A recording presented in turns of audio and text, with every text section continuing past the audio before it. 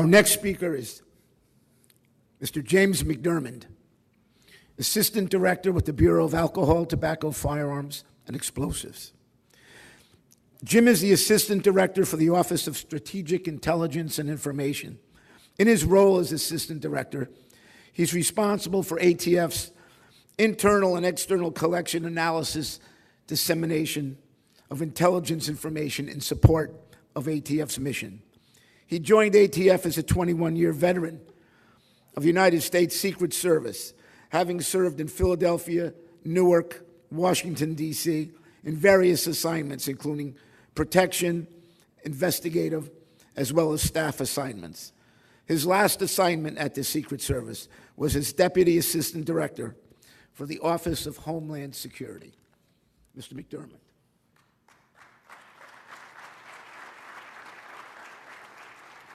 Thanks, Pete. Good morning. Senator White, Mr. Walsh, Director Présente, Director Rosbach, distinguished colleagues and friends. It is truly my honor and privilege to be here at this very important symposium to share the views of my agency, ATF, on the importance of using every tool available in the global fight against firearms violence. I want to begin by thanking Mr. Robert Walsh, the President of Forensic Technology, and Mr. Rosbach, the Director of Interpol, for their leadership and efforts in setting the stage for what is already a successful symposium. ATF looks forward to continued and constructive exchanges that have begun here with our fellow law enforcement colleagues and international partners in Canada, Mexico, and Europe, in our common goal to work together to identify the best strategies to combat firearms trafficking and reduce the misery it brings. As many of you know, the Bureau of Alcohol, Tobacco, Firearms, and Explosives is a U.S. federal law enforcement and regulatory agency in the United States Department of Justice. We are the only U.S. federal agency tasked with combating violent crime involving firearms and explosives. We also regulate both the firearms and explosives industries. Our experience put ATF in a good strategic position to contribute in our common effort to combat illicit trafficking globally. I would like to take just a few minutes to outline some of the efforts we have made and how these efforts play an important part in the global effort to combat firearms crime that is at the heart of the reason why we are here at this symposium today. If we have learned anything over the past 2 decades or so, we have learned this much. Crime has become global. Consequently, so must our efforts to fight it. In my position as the Assistant Director for ATF's Office of Strategic Intelligence and Information, I have seen firsthand that fighting firearms crime no longer consists of attacking a single criminal organization. Firearms traffickers are part of larger organized networks. This is nowhere more true than in Mexico, where individual traffickers of firearms work for ever so larger organizations that are diversified in their criminal enterprises.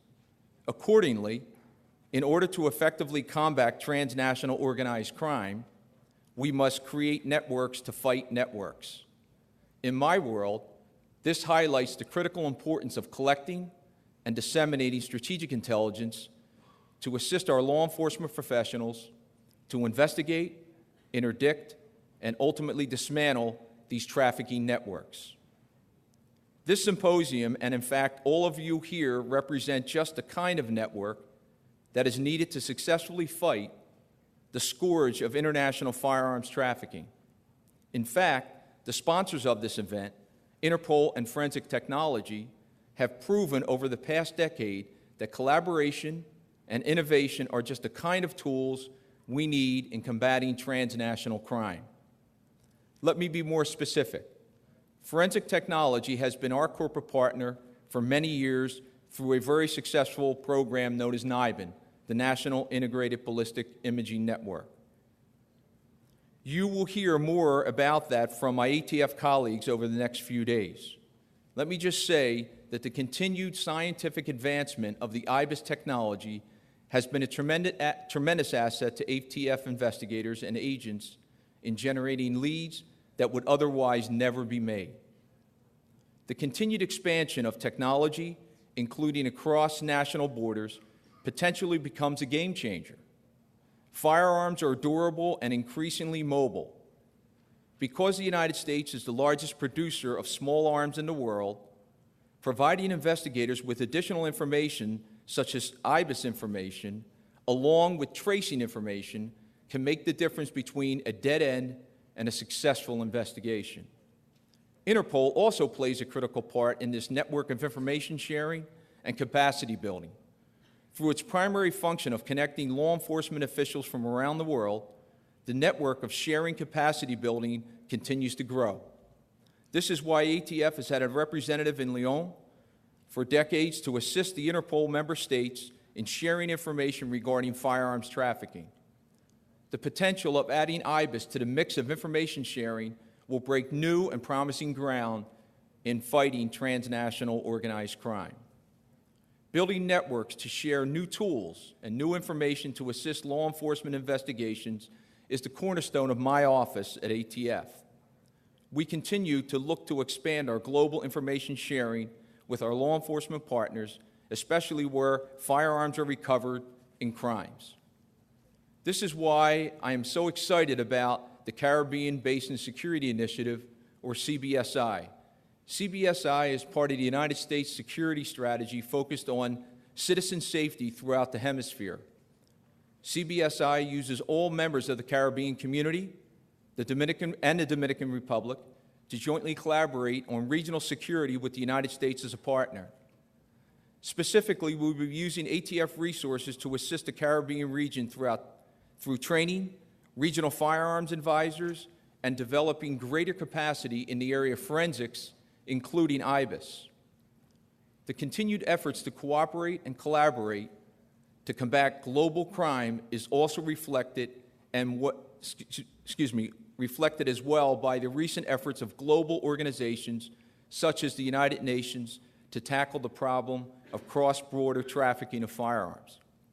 It is why ATF, in conjunction with the United States Department of State, successfully negotiated the Arms Trade Treaty in March of this year. It represents another resounding call to share information and cooperate to combat illicit trafficking in firearms.